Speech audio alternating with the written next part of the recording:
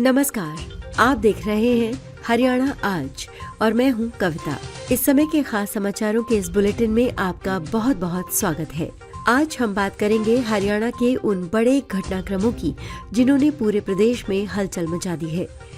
इस बुलेटिन में हम विस्तार से चर्चा करेंगे कि कैसे सुप्रीम कोर्ट के एक बड़े फैसले ने अरावली की पहाड़ियों और पर्यावरण को लेकर नई उम्मीद जगाई है।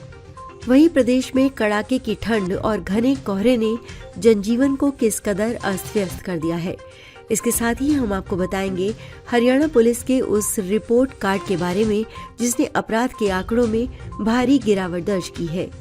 इन सभी महत्वपूर्ण खबरों की पूरी जानकारी के लिए इस खास बुलेटिन के अंत तक हमारे साथ बने रहिए।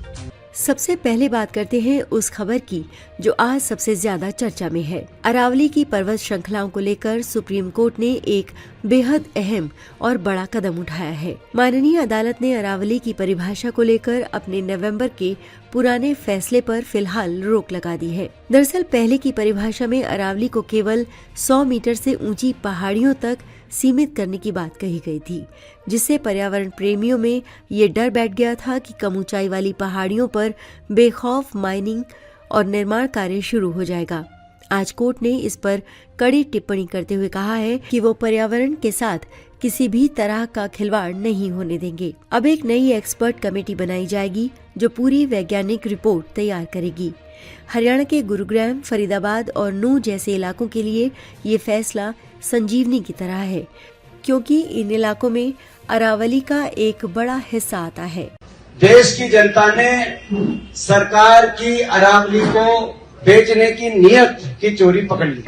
जनता को समझ में आ गया कि ये 100 मीटर की पैरवी सरकार ने क्यों की। सुप्रीम कोर्ट केंद्र सरकार का स्टैंड क्यों था 100 मीटर का, क्योंकि 100 मीटर का कोई औचित्य नहीं है। 100 मीटर का जो सरकार ने जो पैरवी करी उसको ना सिर्फ जनता नकार रही है, उसको स्वयं सुप्रीम कोर्ट की एम्पावर्ड कमेटी ने कहा कि 100 मीटर का कोई औचित्य नहीं है। सुप्रीम कोर्ट के न्याय मित्र ने कहा, एमएस क्यूरी ने, कि 100 मीटर का औचित्य नहीं है। स्वयं सुप्रीम कोर्ट ने 2010 में कहा था कि इसका कोई औचित्य नहीं, लेकिन उसके बावजूद सरकार ने इसकी पैरवी करी और ये गाइडलाइन सरकार ने सुप्रीम कोर्ट के माध्यम से, लेकिन क्या नियत थी सरकार की, वो नियत पकड़ी गई।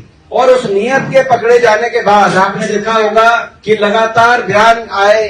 पिछले 2-3 दिनों से केंद्रीय पर्यावरण मंत्री भूपेंद्र जी का बयान आया पैरवी करते हुए कि ये कोई नुकसान नहीं होगा अरावली को, और ये ठीक आया है, इसमें कोई नुकसान नहीं होने देंगे।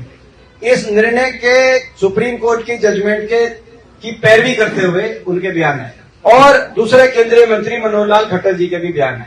मुखर होके केंद्र की कैबिनेट के 2 ही मंत्रियों के बयान आए।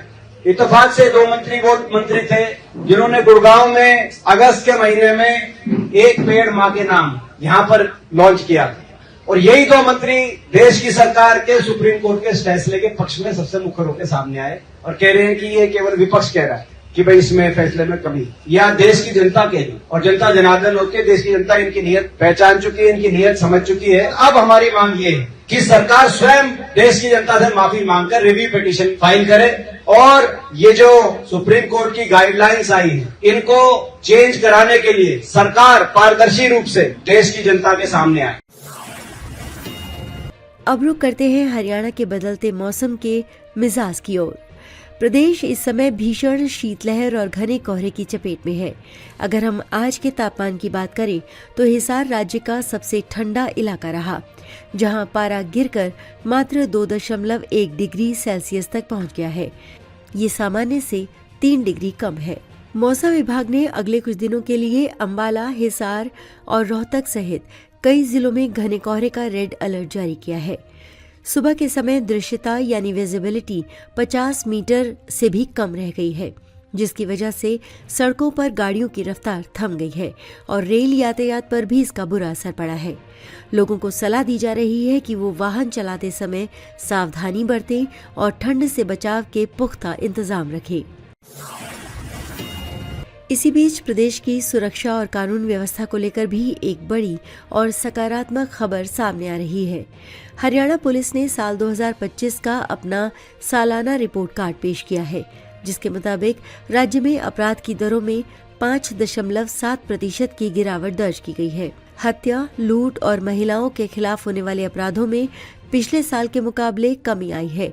खासकर महिलाओं के खिलाफ अपराधों में 25% तक की गिरावट एक बड़ी उपलब्धि मानी जा रही है। डीजीपी ओपी सिंह ने समीक्षा बैठक में बताया कि तकनीकी सर्विलेंस और ऑपरेशन ट्रैकडाउन जैसे अभियानों की वजह से गैंगस्टरों और ड्रग्स तस्करों पर नकेल कसी गई है। पुलिस अब 2026 के लिए एक नया रोड मैप तैयार कर रही है, जिसमें साइबर सुरक्षा और फॉरेंसिक जांच पर और ज्यादा जोर दिया जाएगा ताकि हरियाणा को और भी सुरक्षित बनाया जा सके। आज के इस बुलेटिन में बस इतना ही, लेकिन जाने से पहले हम आपसे आपकी राय जानना चाहते हैं। अरावली पर सुप्रीम कोर्ट के इस फैसले को आप कैसे देखते हैं? क्या आपको लगता है कि पुलिस के दावों के मुताबिक आपके इलाके में अपराध कम हुए हैं और आपके शहर में आज ठंड का क्या हाल है? कृपया कमेंट बॉक्स में अपने विचार जरूर लिखें। साथ ही ये भी बताएं कि आप हरियाणा आज का ये समाचार बुलेटिन कहां से देख रहे हैं, क्योंकि आपके विचार हमारे लिए बहुत जरूरी है। अगर आपको हमारी ये रिपोर्ट पसंद आई हो तो वीडियो को शेयर करें और चैनल को सब्सक्राइब करना ना भूलें, ताकि हरियाणा की हर छोटी बड़ी खबर आप तक सबसे पहले पहुंचती रहे।